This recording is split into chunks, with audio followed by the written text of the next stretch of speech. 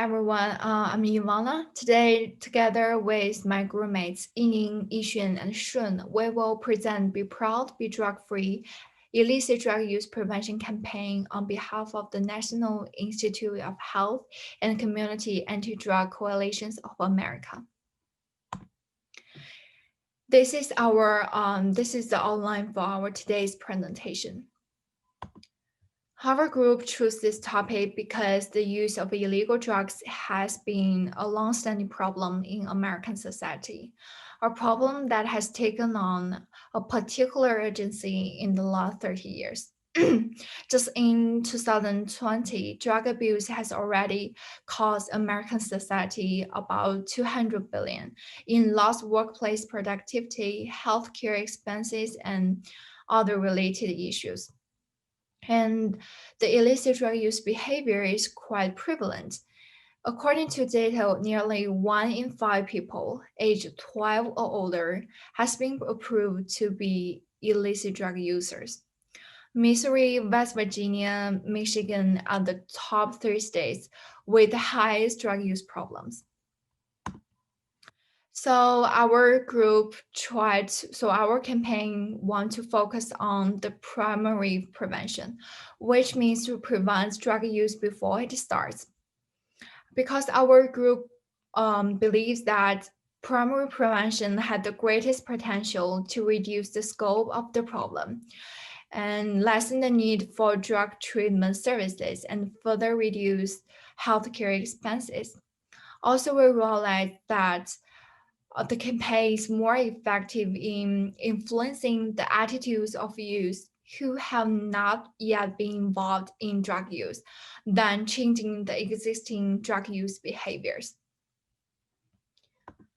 Therefore, according to our goal, our target audience are adolescents aged from 12 to 18 and young adults aged from 18 to 25.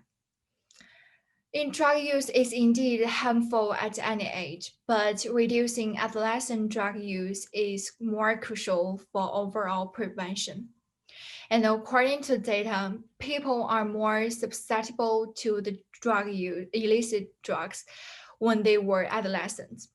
And the earlier in life the drug use is started, the more likely for them to consume more dangerous drugs later on in their lives. And our group also realized the importance of the role of parents in preventing adolescent drug use behavior. So we also want to encourage parents to be participate in our campaign. And our group also realized that the success of our campaign requires a significant media presence.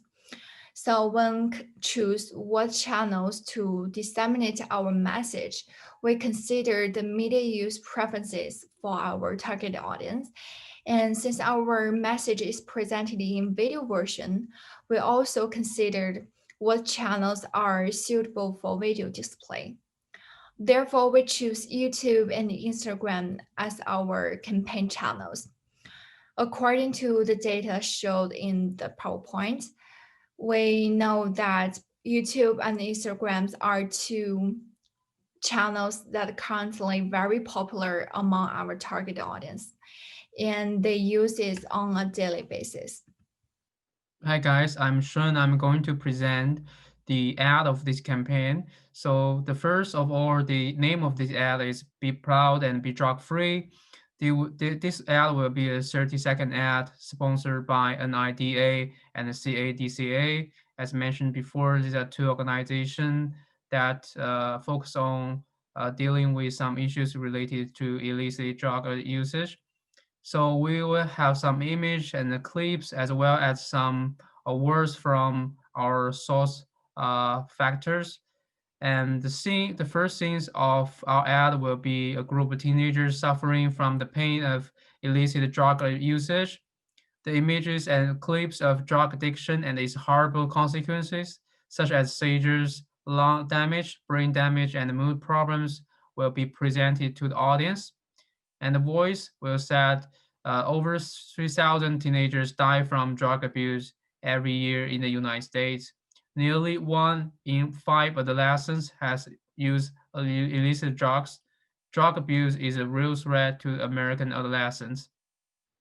And then the scene of Mike Conley, very famous NBA basketball players playing basketball with adolescents. Mike Conley talking to the camera, "Don't try, it's not worth it. You deserve a better life." Then the scene will transit to adolescents playing happily with friends and then talking to the camera. "Staying away from drugs helped me shape a healthy body and a healthy mind. I'm proud of myself to live a drug-free lifestyle." Be drug-free, you are not alone, and all you have to do is to say no to illicit drugs. And then the scene of Mike Conley and some adolescents standing together will be presented to the audience, and the voice will be, "Come and join us, be proud, and be drug-free." The final step is to call action. We'll present some words like, "Contact us if you have drug-related problems," and follow our website for more information about drug-free lifestyle. And we will end our ad with an end tag. This is the website of our campaign and the website for CADCA and NIDA. So in this campaign, we decided to use the EPPM as a fundamental framework to develop our ad. EPPM suggests that the health risk messages can initiate two appraisals. One is efficacy and another one is threat. And these two appraisals can result in two potential processes. In our 30-second ad, we intend to lead our audiences into danger control process by evaluating both threat and efficacy levels. Talking about how we use EPPM as a guideline to design our ad. For suspectability, in order to lead audiences realize they are under a risk situation, in the first part of our ad, we use fear appeal strategies and implement pictures, facts, statistics to demonstrate horrible results the drug can cause, which helps audiences realize they are under a risk situation and the danger of the drug. For severity, we intend to elevate audiences' perception that the current situation is really significant. So we add content like death numbers, statistics of death numbers, and examples to demonstrate how drugs are extremely harm to people, especially for teenagers. As for self-efficacy, our goal is to make our recommendations doable for audiences, which means we are going to increase audiences' confidence level of pursuing drug-free lifestyle, which can reflect on two parts of our ad content. The first part is call to action part. We provided clear recommendations like hotline numbers, website, which allows audiences to follow our recommendation easily. And the second part is the ending. Celebrities and bunch of teenagers advocating drug-free lifestyle, which also increase self-efficacy because that implies that everyone else can do that, so that I can do it as well. Lastly is the response efficacy. We are intend to increase audiences' perception that recommended response can avert the threat. So which means in this case, by staying away from drugs, it will lead to a better life.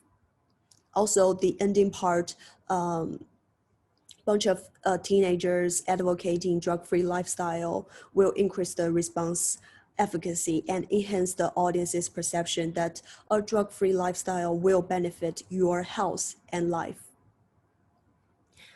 That is all for our presentation. Thank you all. In terms of communication input factors, firstly, we are on behalf of the National Institute on Drug Abuse and Community Anti-Drug Coalitions of America. With these two organizational sources, we want to add authority and credibility to our campaign. The NIDA is a research institute under NIH that aims to advance science on drug use and addiction to improve individual and public health, while CADCA is an international membership organization that develops helpful tools and resources that empower communities to solve drug-related problems. For human factors, we will apply similarity and likability to our message. We will cast a group of physically attractive teenagers for the call to action part to resonate with our target audience and increase the source's persuasiveness level. We will also enhance likability by using celebrity in our spot. We selected Mike Conley Jr., the NBA player, to attract our target audience, the younger generation. So Mike Conley is a celebrity messenger for the charity called Natural High, which works to educate young people about drug and alcohol abuse dangers. He once appeared in Natural High's films that were distributed to schools across the country. And then continue to go with message factors. We will include fear appeals, recommendation specificity, and climax factors in our spot. We will stress physical danger and psychological and social consequences of illicit drug use by displaying horrible results supported by pictures, clips, and statistics. We also want to adopt a moderate level of fear appeal to achieve a relatively high message acceptance level. So we will not include overly graphic and violent content in our spot. For recommendation specificity, our spot will draw an explicit conclusion along with guides and resources to persuade adolescents not getting into drugs. Our 30-second spot will adopt the climax order by saving the most important argument of illicit drug use prevention for last, thereby building to a strong finish to achieve persuasive effectiveness. That is all for our group presentation. Thank you all for listening.